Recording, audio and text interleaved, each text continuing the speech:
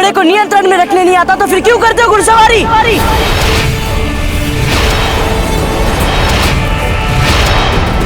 तुम्हारी इतनी जुर्रत? जाने दीजिए जनाब, इस वक्त हम दुश्मन के इलाके में, बेवजह हमें यहाँ किसी की नजरों में नहीं आना चाहिए। हमारे लिए फिलहाल बेहतर यही होगा कि हम यहाँ से चुपचाप चले जाएं।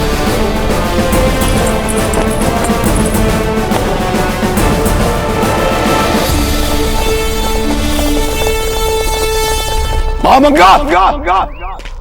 महामंगा! महामंगा बाहर आओ! महामंगा!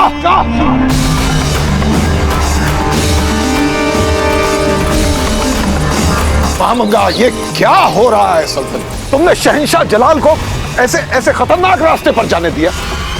जानती नहीं कि द्वारका का एक रास्ता मेवाड़ से होकर गुजरता है? फिर भी और हम जितना जानते हैं हमारे शहंशाह को, वो शर्तिया उसी राह का इंतखाब करेंगे जो मेवाड़ से होकर गुजरती।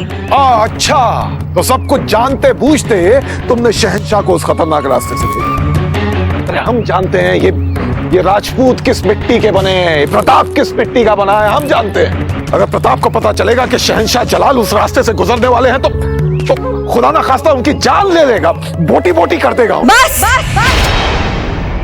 बंद करो हमारे सामने हमारे शहंशाह के बारे में ऐसी बदजुबानी। प्रताप के हाथों शर्मनाक हार से शायद दिमागी तवाज़ुन बिगड़ गया है आपका, इसीलिए ऐसी ऊल जलूल बातें कर रहे हैं आप। खौफ बैठ गया है आपके जहन में प्रताप का, मगर हमारा शहंशाह किसी से नहीं डरता। और यही फर्क है एक शहंशाह में और एक अदना से खौफज़दा वज़ीर।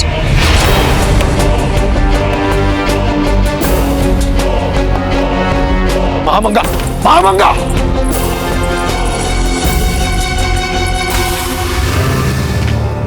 भगवान, मैं कैसी माँ हूँ, अपने बच्चे की रक्षा तक न कर सकी। हे प्रभु, मुझे क्षमा कर देना। नहीं माई, आप स्वयं को क्यों कोस रही हैं? इसमें आपका कोई दोष नहीं है। दोष यदि था तो उस लापरवाह घुड़सवार का था, जिसमें इतनी सी मानवता नहीं थी कि वे अपनी लापरवाह घुड़सवारी के लिए आपसे क्षमा ही मांग लेता।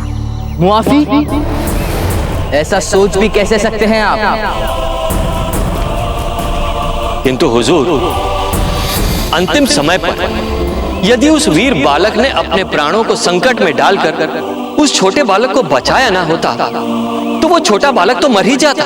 नहीं, बच्चा नहीं मरता। उस बच्चे को कुचलने से पहले हम अपने घोड़े की जान ही ले लेंगे। क्या?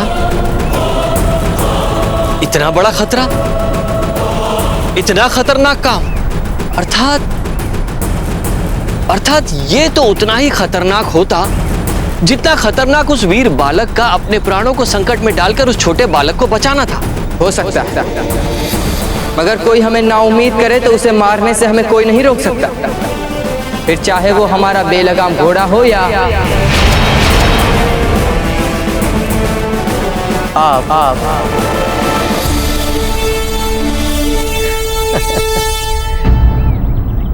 मीरा माँ के चरणों में मेरा सर कटे, उनके सामने मेरे प्राण जाए, इससे अधिक गर्व की बात मेरे लिए और क्या हो सकती है?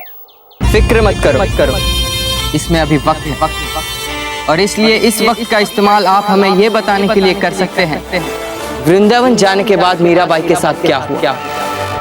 वृंदावन पहुंचते ही सबसे पहले मीरा माँ ने अपनी कृष्ण कन्हैया की मूर्ति को एक छोटे से मंदिर में स्थापित किया और वहीं अपना भजन सत्संग प्रारंभ।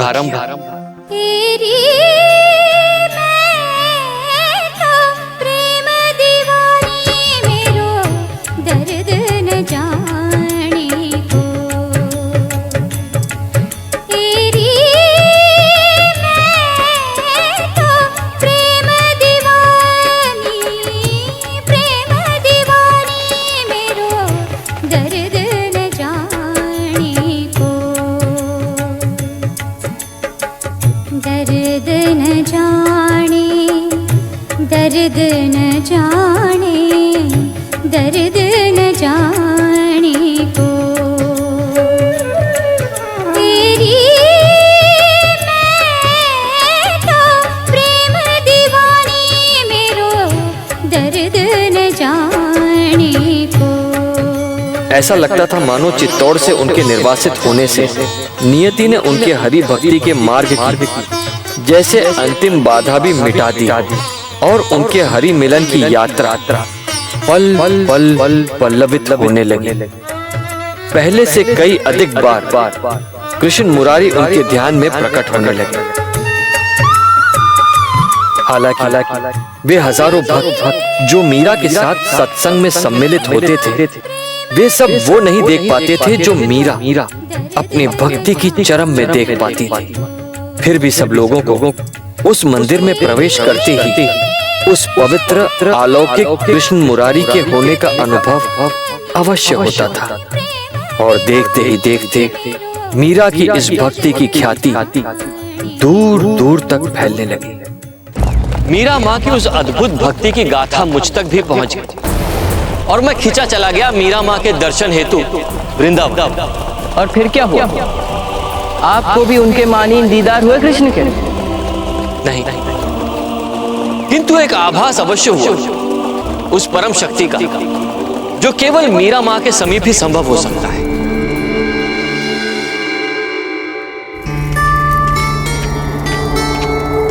मीरा माँ को चित्तौड़ से निर्वासित करने के बाद बाजी साहब भोजराज जी का क्या हुआ? उनकी दिव्य उपलब्धियों की बातें सुनकर क्या उन्हें अपनी गलती पर पछतावा हुआ? भोजराज को मीराबाई की ये बातें सुनने से बहुत पहले ही अपनी भूल समझ में आ गई थी, क्योंकि मीराबाई के चित्तौड़ से जाते ही महान शूरवीर राणा सांगा का देहावसान हो गया। फिर एक एक करके कई बुरी घटनाएं घटने लगी चित्तौड़ में।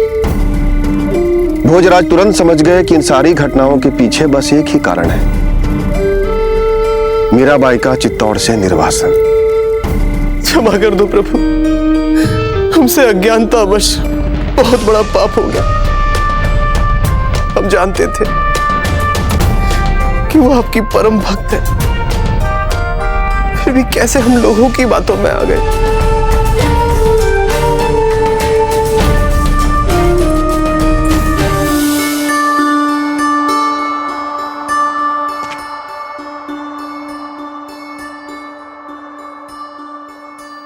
विनाश काले विपरीत बुद्धि।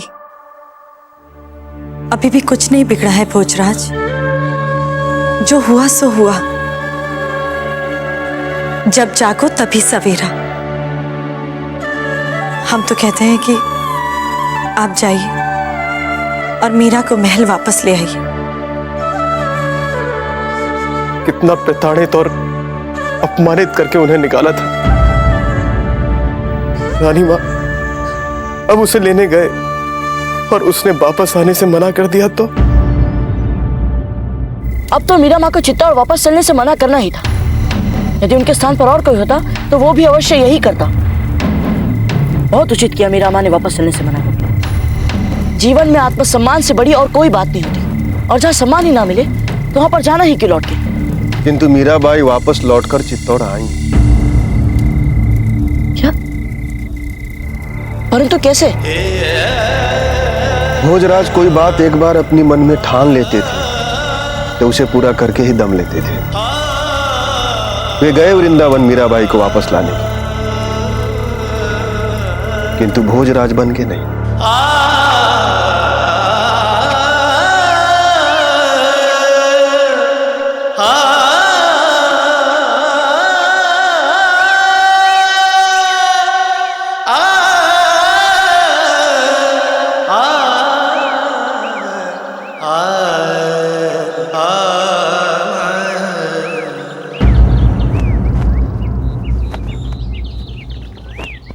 प्रभु आपके आदेश से हम यहाँ वृंदावन चले आए। यहाँ आकर ऐसा लगता है कि मानो हर पल आप हमेशा हमारे साथ। अलख निरंजन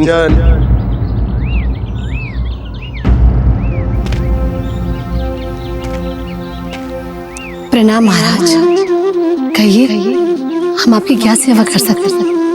हमारे लिए कुछ करना चाहती हो तो हमें वचन जो हम मांगेंगे वो तुम दोगी। परंतु महाराज, हमारे पास आपको देने के लिए कुछ भी नहीं है। वचन दे देवी। ठीक है महाराज, आपका आदेश हमारे सराहना मांगिए। चित्तौड़ चलो वापस मीरा।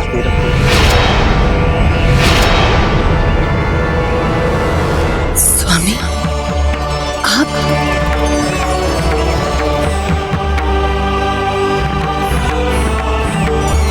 मैं तुमसे विनती करता हूँ मीरा। नहीं स्वामी, चित्तौड़ वापस चलो मीरा। अब तुम वचन भी दे चुकी हो।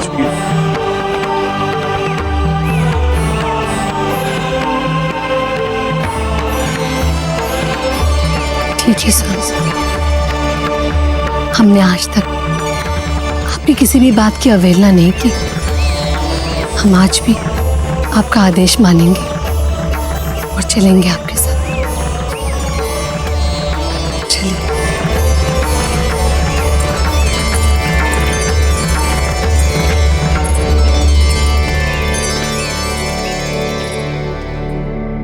किंतु मीराबाई वापस लौटकर चित्तौड़ आई।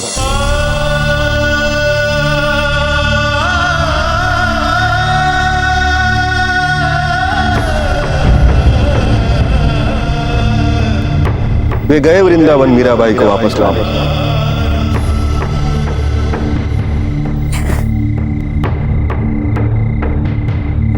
राजपुरोहित जी, राजपुरोहित जी उठिए। बाबूजी राज, क्या हुआ बाबूजी राज? राजपुरोहित जी, यदि मीरा माँ चित्तौड़ वापस चली गई थी तो फिर आज वो द्वारका में कैसे? वे चित्तौड़ में क्यों नहीं रही? बाबूजी राज, आपकी यही जिज्ञासु प्रवृत्ति आपको सामान्य लोगों से भिन्न बनाती है। वृंदावन से वापस लौटने के बाद मीराबाई 2 वर्षों तक चित्तौड़ में रही और इस बार उन्हें किसी भी समस्या का सामना नहीं करना पड़ा, क्योंकि भोजराज ने ऐसी व्यवस्था कर दी थी कि कोई भी व्यक्ति कोई भी बाधा उनके समक्ष उत्पन्न न कर सके। भोजराज की असमय मृत्यु ने मीरा मां के लिए परिस्थितियों को एक बार फिर दुर्गम बना दिया। अब मीरा मां का चित्तौड़ में रहना लगभग असंभव ही था। भोजराज की मृत्यु के उपरांत उदाबाई और विक्रमादित्य ने मीरा मां को अपने असली रंग दिखाने आरंभ कर दिया। तुम क्यों खड़ी हो यहाँ पर? हाँ, तुम हमारे परिवार का हिस्सा नहीं हो, समझ गई तुम? अब जाओ यहाँ से और जाकर अपने कृष्ण की पूजा कर। जाओ यहाँ से। जीवन भर तुमने हमारे दादा भाई को धर्म संकट में डाले रखा, कभी उन्हें चैन से जीने नहीं दिया। क्या तो झूठ बोल रहे हैं क्या? बोलो।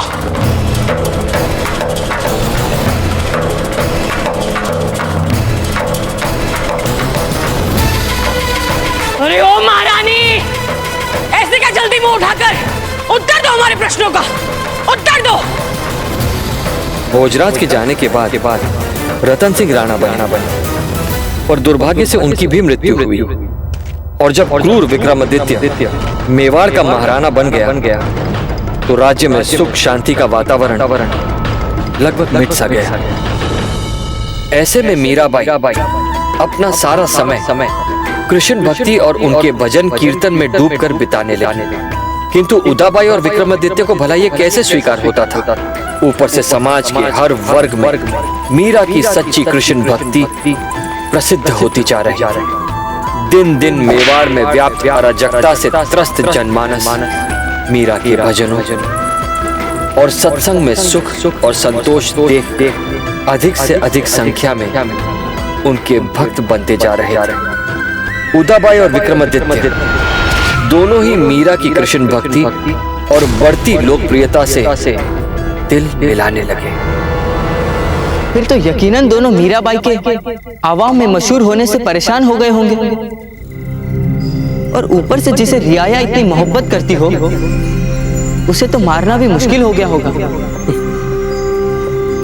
था तो सब कुछ वैसा ही जैसा आपने कहा, किंतु इसके उपरांत उदाबाई और विक्रमादित्य ने मीरा माँ को जान से मारने का प्रयत्न किया। क्या?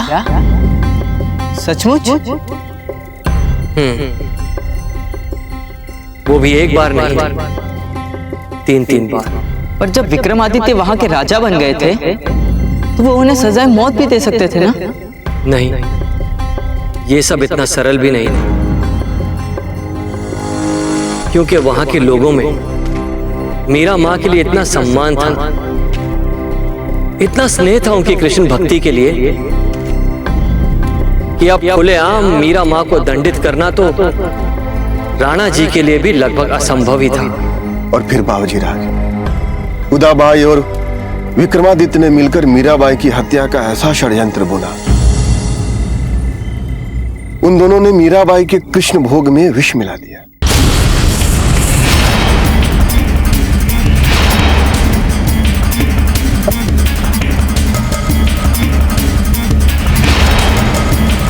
इस विष की एक ही बूंद किसी को भी कुछ ही पलों में मारने के लिए काफी है। अब शीघ्र जाओ, विलंब मत करो, जाओ।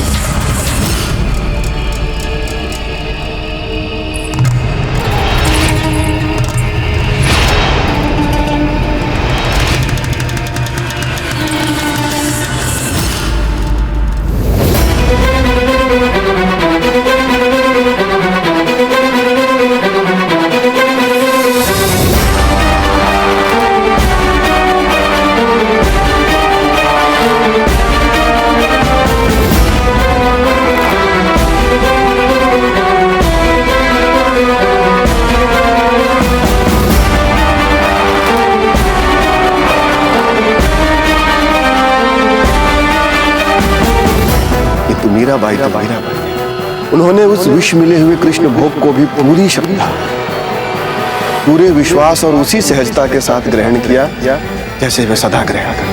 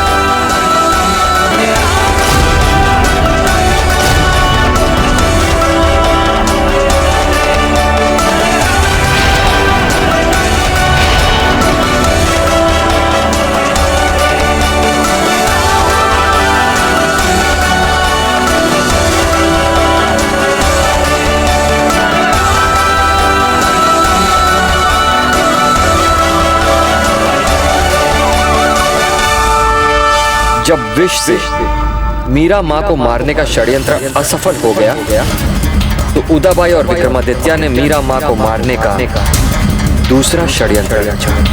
कहना ये सारी 9 कीलें अच्छी धारदार तीखी तो है ना? आज रात को मीरा इन 9 कीलों की बिछावन पे सोएगी।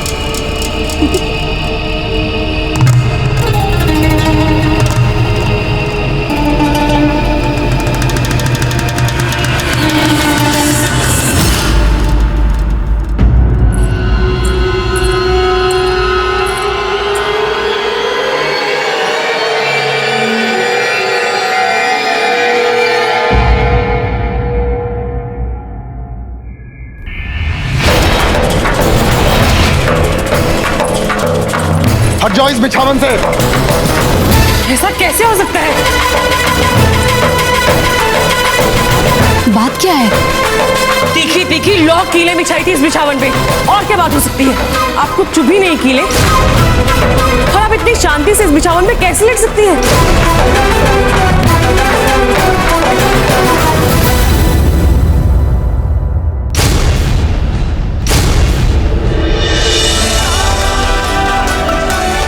आप हमारे साथ ऐसे प्रयास क्यों कर रही हैं? आप कह रही है कि इसमें कीले हैं, मगर देखिए यहाँ तो फूलों की पंखुड़ियां हैं। देखिए अपनी आंखों से।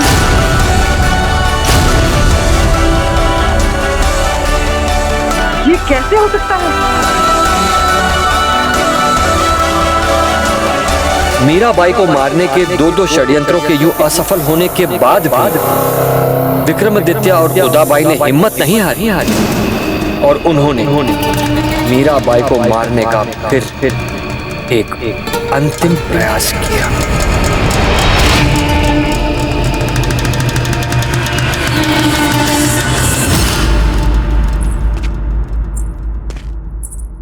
मीराबाई,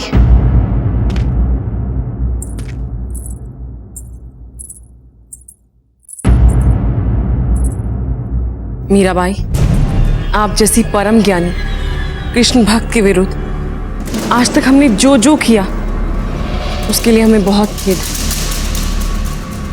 मति मारी गई थी हमारी, जो एक के बाद एक पाप होते गए हमसे, किंतु हमसे आज तक जो कुछ भी हुआ हम सच में उसके लिए बहुत दुखी हैं। क्षमा मांगना चाहते हैं आपके कृष्ण से,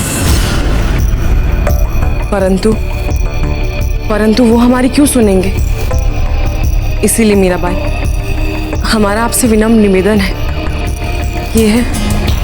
यह छोटी सी भेंट हमारी ओर से अपने कृष्ण को चढ़ाइए और हमारे लिए क्षमा याचना मांगिए। शायद हमारा जीवन सफल हो जाए।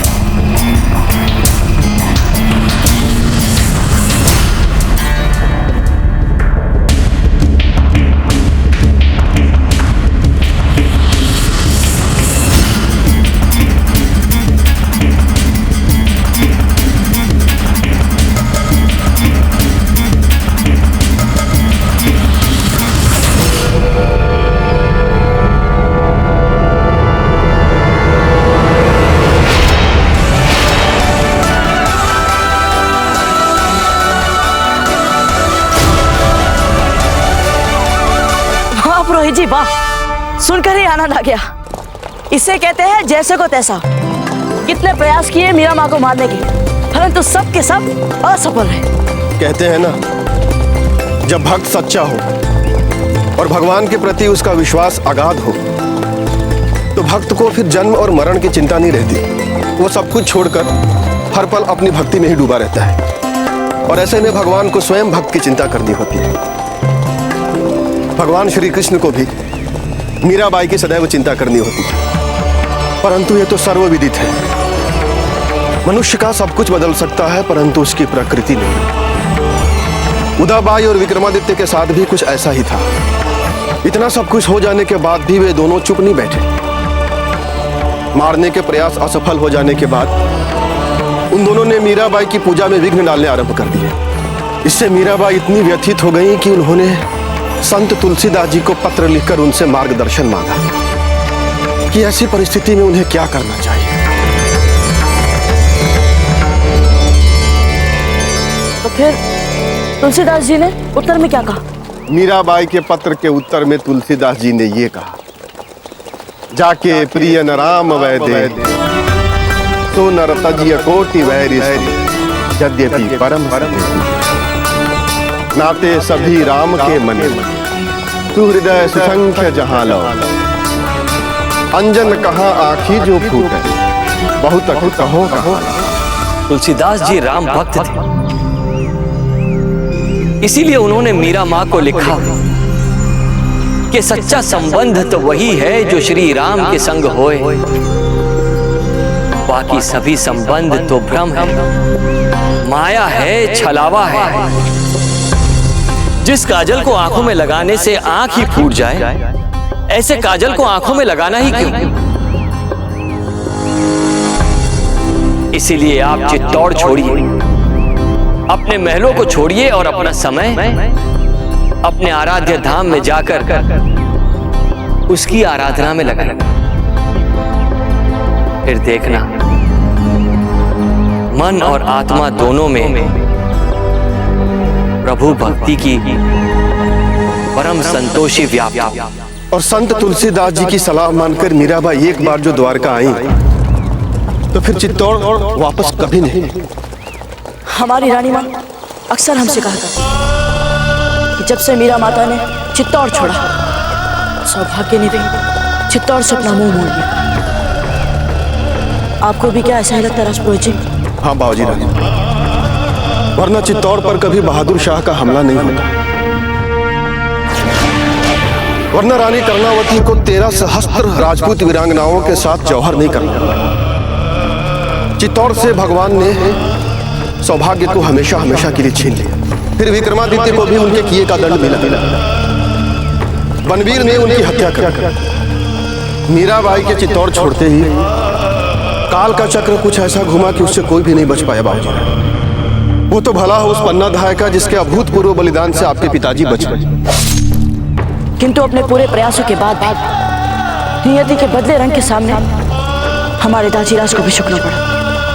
मेवाड़ की जनता के हित में उन्हें भी शेर शाह को चित्तौड़ किले की चाबी देने जैसा अपमानजनक समझौता करना पड़ा। बदकिस्मती का मनहूस साया। अच्छा, और जानते हुजूर, मेवाड़ की इस दुर्भाग्य की काली आंधी को रोकने का श्रेय किसे देते हैं लोग? मियां तानसेन, जहां तक हमारा ख्याल है तो हम तो यही कहेंगे कि मेवाड़ के बुरे वक्त का अभी तो फकत आगाज हुआ। अच्छा बताओ, कौन है वो शख्स? प्रताप सिंह। हाँ बाबू, आपने ही चित्तौड़ पर छाए हुए बुरे समय की धारा को सही दिशा दी और इसका आरंभ होता है शम्स खान को पराजित करना। फिर आपने बैरम खान को भी हराया और अब यदि आप मीराबाई को मनाकर चित्तौड़ वापस ले जाने में सफल हो जाते हैं तो देख लीजिए, मेवाड़ पर छाए हुए दुर्भाग्य के बादल सदा सदा के लिए छट जाएंगे। हाँ राजपुरोहित जी, हम मीरा माँ के आशीर्वाद से फिर कभी मेवाड़ को उस अंधेरे में डूबने नहीं देंगे जहाँ कुछ समय तक अपनी ऐतिहासिक गौरव और कीर्ति को भुलाकर मेवाड़ डूबा था। और इसके लिए हमें मुगल बादशाह के उन सभी सपनों को तार तार करना होगा जो स्वप्न उसने राजपुताने को हथियाने के लिए बुने। राजपुरोहित जी, हमें उस पर ऐसा आघात पहुंचाना है कि जिसके खौफ से मुगल बादशाह तो क्या, कोई भी आक्रमणकारी मेवाड़ पर अपनी बुरी दृष्टि डालने का दुस्साहस तक न कर सके। बाबूजी राज, हम द्वारका के सीमा पर खड़े हैं और सूर्यास्त भी होने वाला है, इसलिए मेरा आपको सुझाव है कि कल मीराबाई के दर्शन से पूर्व आज रात को ही ध्यान करके अपने चित्त को प्रसन्न, शांत एवं व्यवस्थित कर लें। जो आज्ञा राजपुरोहित जी, हम अपनी इस तीर्थ यात्रा को एक मुगल के विचारों से दूषित नहीं होने देंगे।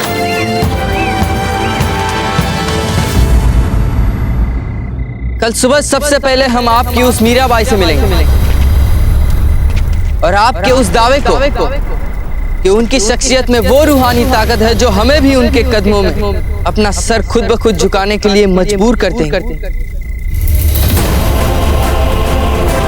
उसे गलत साबित करेंगे और आपके उस मसीह प्रताप को भी खत्म करके रख देंगे और दोबारा आपको गलत साबित करेंगे।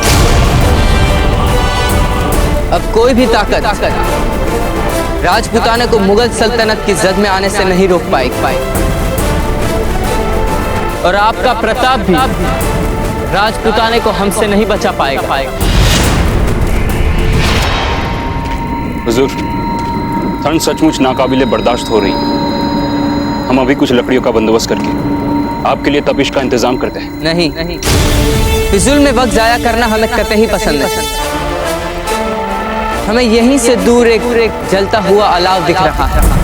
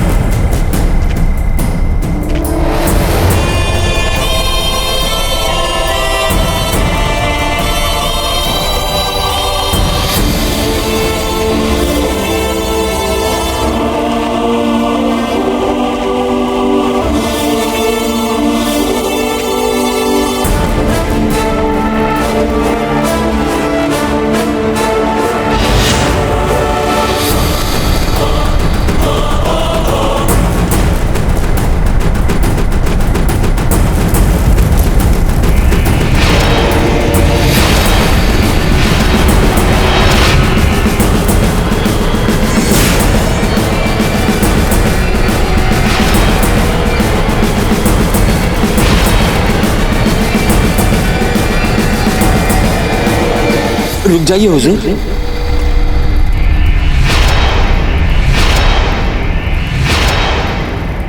हुजूर, ये क्या कर रहे हैं आप?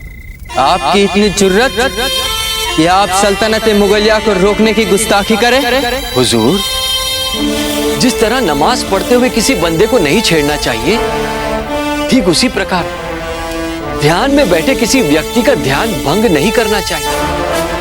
शास्त्रों में लिखा है कि जो कोई भी ध्यान में बैठे व्यक्ति का ध्यान भंग करता है, उस पर दुर्भाग्य की काली घटा छा जाती है। इतना तो हम भी देख पा रहे हैं मियां तानसेन कि यहाँ तो फकत एक लड़का बैठा है जो आग के पीछे। जो कोई व्यक्ति एकाग्रचित होकर साधना की मुद्रा में बैठा हो, उसे योगी ही कहते हैं। रहने दीजिए इसे अपने ध्यान में मग्न। और आप चलिए हमारे साथ। आपके सेवक ने आपके लिए अलग से आग तापने का प्रबंध कर रखा है। मियां तानसेन, अगर फिर कभी आपने हमारे फैसलों के बीच में आने की गुस्ताखी की तो आपका सर कलम करने के लिए हम मीराबाई से मिलने का इंतजार नहीं करेंगे। जी हुजूर, किंतु इस समय आप चलिए मेरे साथ।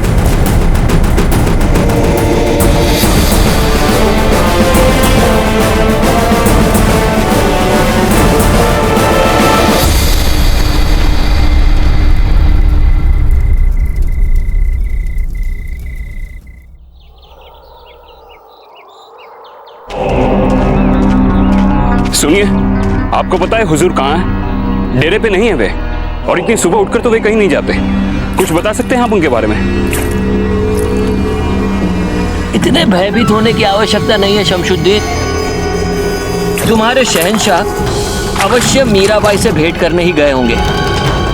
बहुत प्रतीक्षा कर चुके थे ना उनके दर्शनों की, इसीलिए सुबह सुबह उठकर निकल पड़े होंगे। हम सबके जगने से पहले ही बाबूजी राज प्रताप तैयार होकर चले, परंतु इसमें आश्चर्य की कोई बात नहीं। वे रात भर सोए ही कहाँ थे? वे तो रात भर बस भोर होने की प्रतीक्षा में थे कि कब भोर हो और कब वे मीराबाई के दर्शन हेतु जाए। अब तक तो वे द्वारका पहुंच भी गए।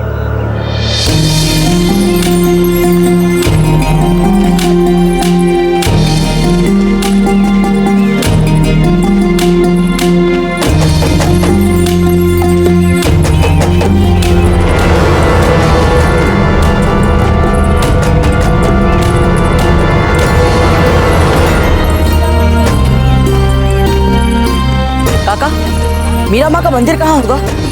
और सीधा जाना, फिर बाएं मुड़ना, थोड़ा आगे जाके फिर दाएं मुड़ना। ये मीराबाई का मंदिर कहाँ है? सीधे जाओ, फिर दाएं, उसके बाद बायां तीसरा मोड़, मुड़ते ही सामने मीरा माँ का मंदिर है। किसी से पूछ लेना। सुनिए काका, क्या आप हमें बता सकते हैं मीरा माँ किस मंदिर में भजन गाती है? हम कब से खोज रहे हैं, मिल ही नहीं रहा हमें वो मंदिर। मीरा माँ का मंदिर जाना है बेटा, यहाँ से सीधा जाओ और दाहिने मुड़ो, सामने ही मीरा माँ का मंदिर है।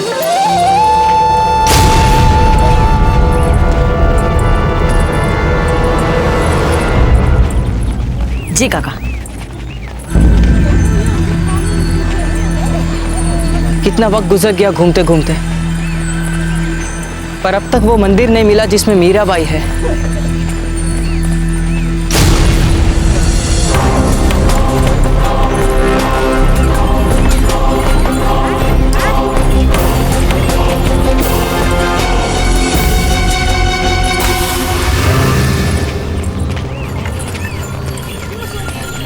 आपकी इतनी जुर्रत कि आप हमें बेवकूफ बनाए? ये आप क्या कह रहे हैं? मैं कुछ समझा नहीं। अभी समझाते हैं। सच बात तो ये है कि मीराबाई यहाँ है ही नहीं। आपके कहने पर हम दिल्ली से द्वारका आए। रास्ते में आपके किस्सों पे यकीन भी किया कि मीराबाई पानी पर चलती हैं, मीराबाई कांटों वाली पलंग पर महफूज रह सकती हैं, मीराबाई सांपों को भी फूल बना देती है, मीराबाई ये मीराबाई वो। बल्कि सच बात तो ये है कि ये सब आपके ज़हनी ख्याली तसव्वुरात है। आप मेरी बात तो सुनिए। दरअसल एक लफ्ज नहीं सुनना चाहते हम, एक लफ्ज नहीं। बहुत बोल चुके आप। अब तैयार हो जाइए।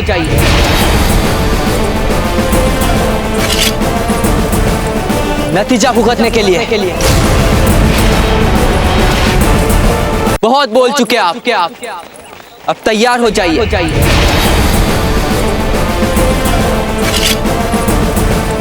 नतीजा भुगतने के लिए। खंजर खींचने से मीरा माँ के मंदिर का पता नहीं चलेगा। मीरा माँ के मंदिर का मार्ग विश्वास और धैर्य से मिलेगा। हमें नसीहत, हमें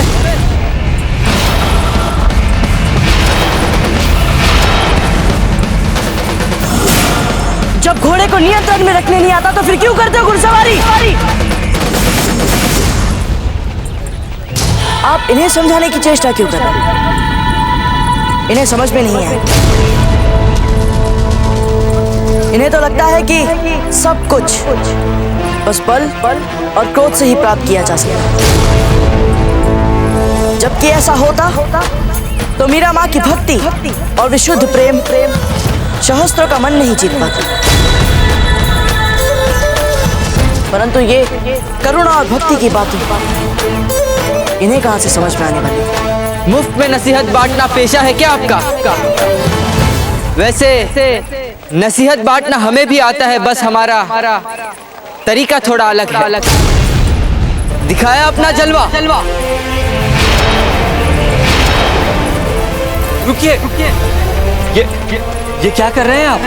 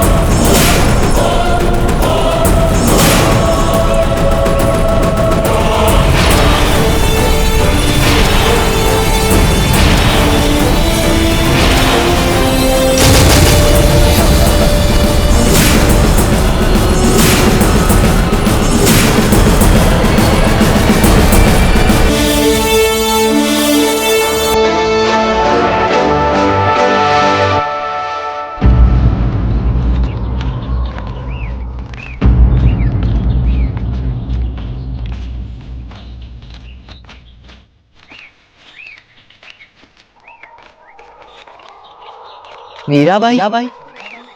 मीरा माँ?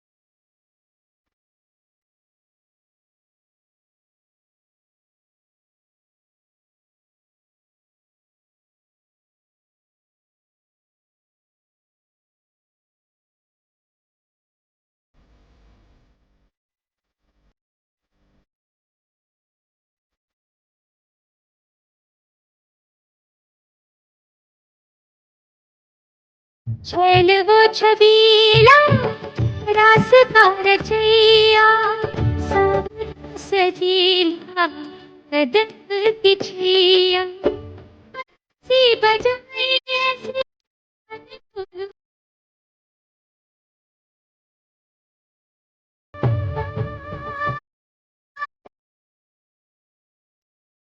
जाने दो उसे।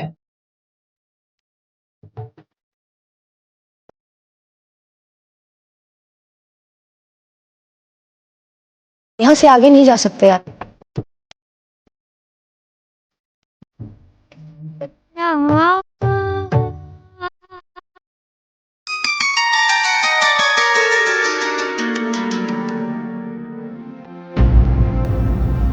उसे आगे आने दो।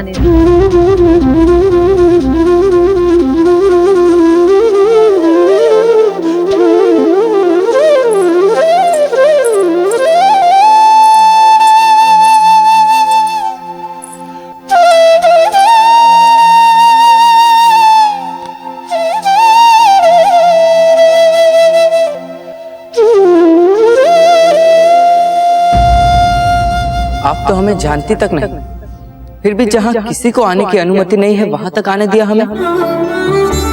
हम मात्र एक बात जानते हैं कि यहाँ बैठे सभी श्रद्धालुओं की तरह उन्हीं की भांति तुम भी यहाँ कान्हा की इच्छा से ही आए हो। नहीं माई, हम तो यहाँ अपनी इच्छा से आए हैं। आज से पहले ना तुमने कभी ऐसा साधारण वस्त्र धारण किया और ना ही कभी ये भूले कि तुम कौन हो। आप सब कुछ जानती है हमारे बारे में। हम नहीं, कान्हा जानते हैं सब कुछ। ये सारा खेल उन्हीं का ही है। वही बनाते हैं, वही चलाते हैं। यहाँ से जाने के बाद तुम कई सारे रूपों में जियोगे, परंतु तुम्हारा एक रूप यहीं छूट जाएगा, हमारे कान्हा के पास, जिसे कभी कोई मैला नहीं कर सकता है। अपने आंसू पोंछ लीजिए। हो सके तो हमें क्षमा कर देना माई। आपकी पवित्रता और भावपूर्ण संगीत पर संदेह करके और उस पर शर्त लगा के बहुत बड़ा अपराध किया है हमने। क्षमा मांगना ही है तो उनसे मांगे जिनका सर तुम हमारे चरणों पर काटकर चढ़ाने वाले थे। उनके तो हम जीवन भर एहसानमंद रहने वाले हैं। इस पवित्र जगह ने बहुत कुछ दिया है हमें, और उसके लिए एक छोटी सी भेंट। हम जानते हैं आप किसी से कुछ नहीं लेते, पर हमारे तरफ से ये एक छोटी सी भेंट आप अपने कान्हा जी के लिए स्वीकार करते हैं।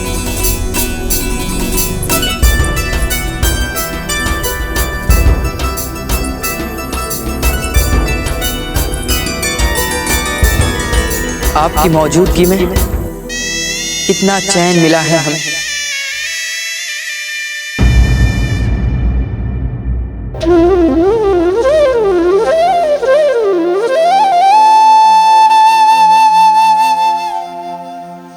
रुकिए, आप लोग कहाँ जा रहे हैं?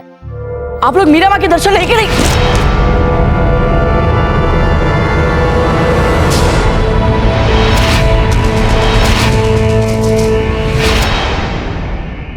आपको अपनी आंखें खोलकर चलना सीख लेना चाहिए, वरना कभी ऐसे टकराओगे कि चूर चूर हो जाओगे। हम आपकी सलाह क्यों माने, जबकि आप तो मीरा माँ से साक्षात्कार करने से पहले उनके अस्तित्व तक को स्वीकार नहीं कर रहे थे। संदेह किया आपने उन पर। हम कम से कम इतने खुशकिस्मत तो है ना, जिसे थोड़ा ही सही और मीराबाई से मिलने का मौका मिला। अब देखते हैं कि आपको क्या मिलता है इस दर पे।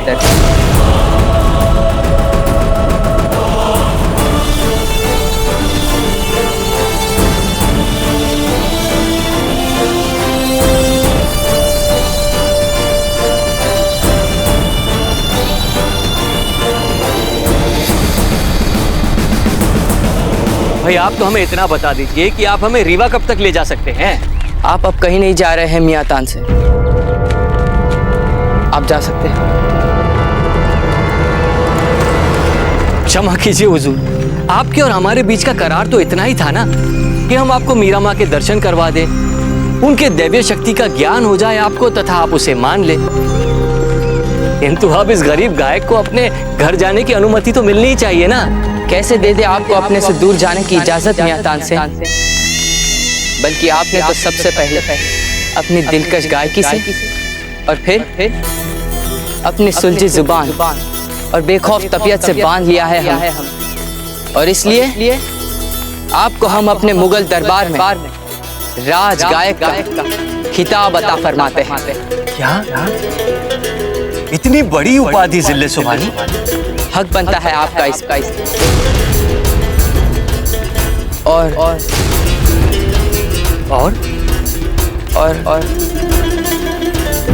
आपकी बातों पर जो हमने शक किया,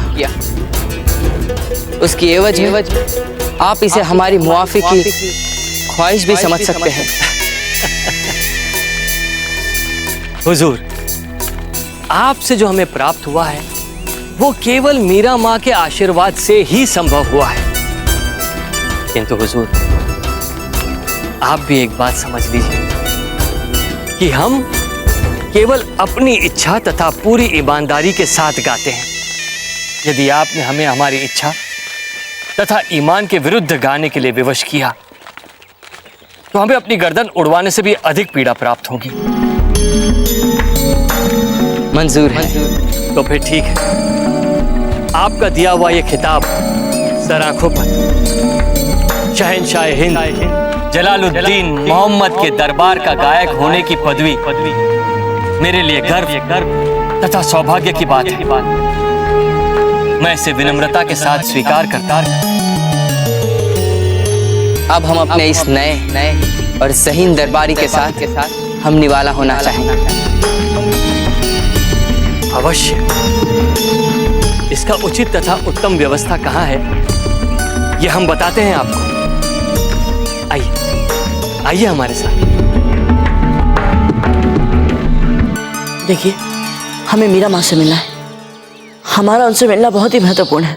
मैं चाह के भी आपकी कोई सहायता नहीं कर सकती हूँ।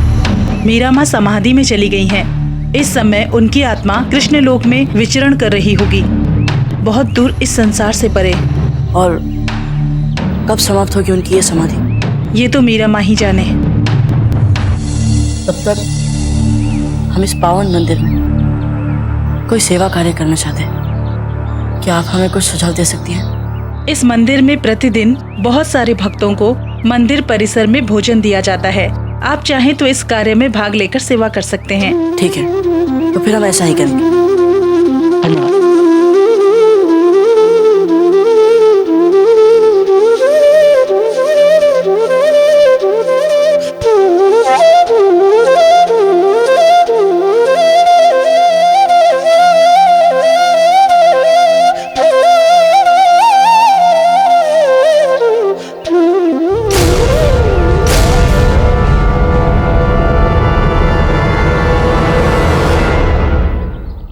है बदकिस्मती से आपको मीराबाई के दर्शन का मौका नहीं मिल पाया है। मीरा माँ के दर्शनों की प्रतीक्षा अधिक सुख और सौभाग्य जीवन। हम आप जैसे बदतमीज की सेवा नहीं करेंगे कभी कभी। अगर हम चाहें तो दुनिया की कोई भी ताकत आपको हमारी खिदमत करने से नहीं रोक पाएगी। जितना प्रयास कर सकते हैं कर लीजिए, चाहे तो पूरे संसार का बल लगा कर देख लीजिए। प्रयास करते करते थक जाएंगे और धूल चाटेंगे और फिर अंत में हार मानेंगे आप। और जैसा आप सोच रहे हैं वैसा कभी नहीं।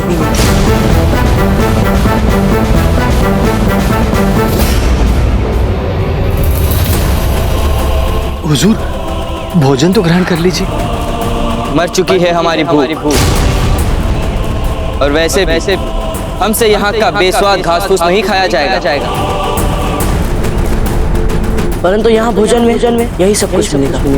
सुना है इस गांव के आसपास हिरन बहुत है जंगल में। हमारा पसंदीदा खाना और हमें क्या कब खाना है ये हम तय करेंगे, कोई और नहीं। हुजूर, हरे कृष्णा हरे कृष्णा। ऐसे पवित्र धाम पर भी शिकार और मांसाहार जैसी बातें। कितना दुख होगा मीराबाई को ये सुनकर अपने आसपास जीव हत्या से।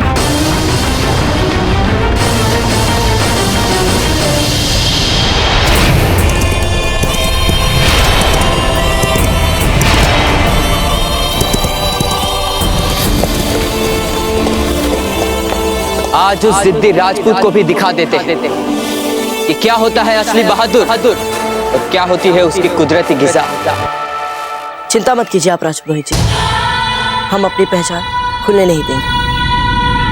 परंतु उस बिगड़े हुए व्यक्ति को पाठ तो पढ़ाना ही होगा। सहने की भी तो एक सीमा होती है राजपुरोहित जी।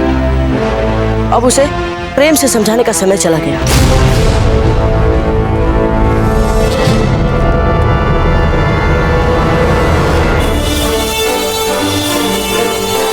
जंगल के काफी अंदर आ चुके हैं। लगता है अब जल्दी कोई हिरन हमारे शातिर निशाने का शिकार बना।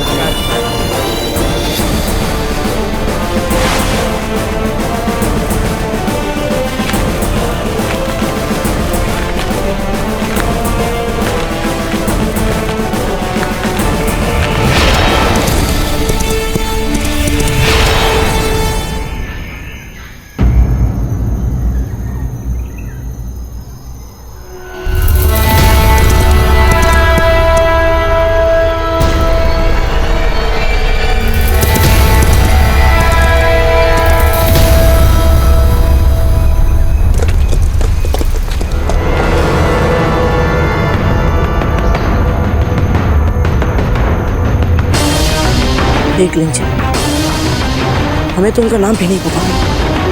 बस हमारे उन तक पहुंचने से पहले वो हिरन उन्हें ना दिख जाए।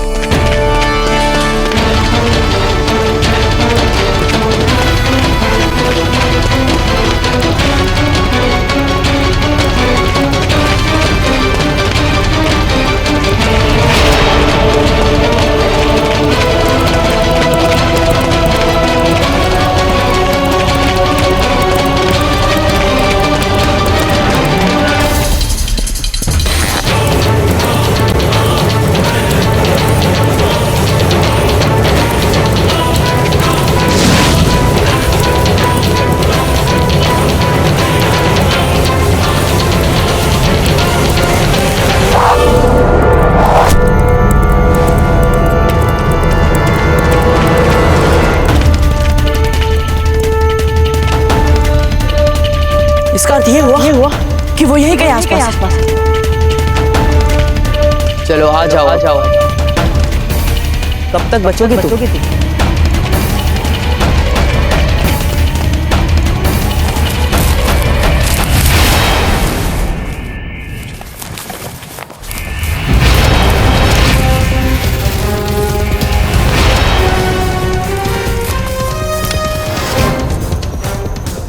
बहुत हो गई लुका छुपी, इस बार नहीं बचोगी तू।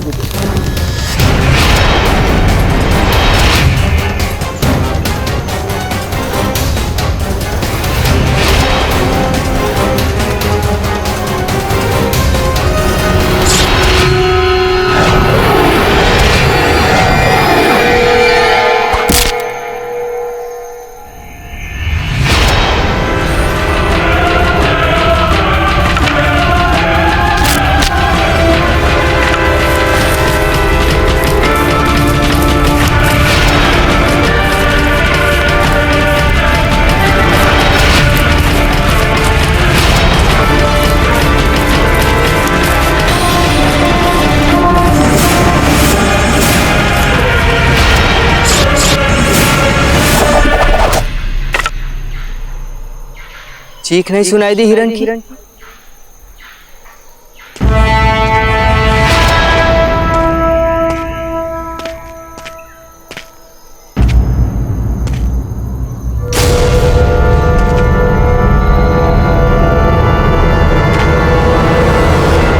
किसने दुस्साहस किया हमारे तीर को रोकने का? सामने आओ। किसकी भूल है ये? हमारी।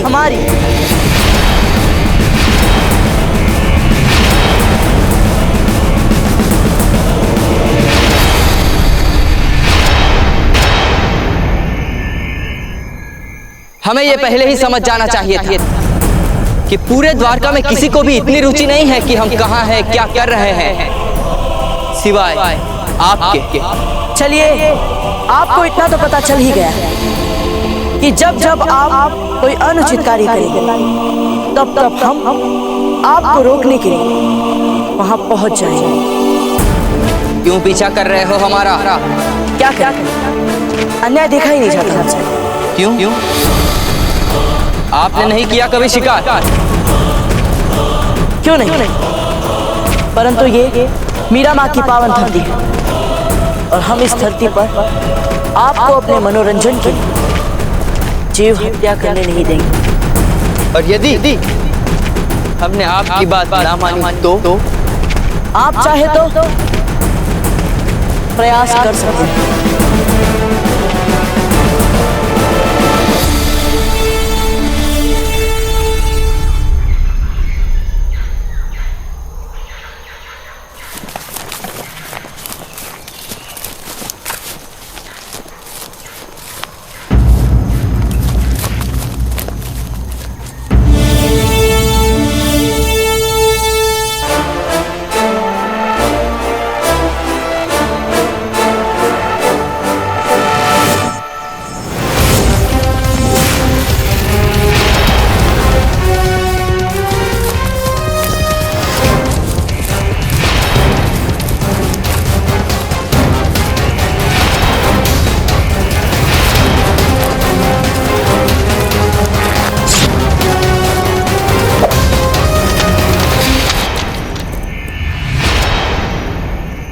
ये तो निश्चित है कि आप जो दिख रहे हैं वो है नहीं। हमने स्वयं आपकी तरह निपुण शब्द भेदी तीर चलाने वाला नहीं दिया, तो निश्चित तो ये भी आप वो नहीं जो दिखाई दे रहे हैं। जिस दिन जान लोगे कि कौन है हम उस दिन समझ जाओगे कि एक बार हम ठान लें तो दुनिया की कोई भी चीज प्राप्त कर सकते हैं। आप चाहे बादशाह ही क्यों ना हो, परंतु ये आप भी जानते हैं और हम कि हम आपसे 2 बार मिले और दोनों बार हमने उनकी रक्षा की जिन्हें आप हानि पहुंचाने वाले थे।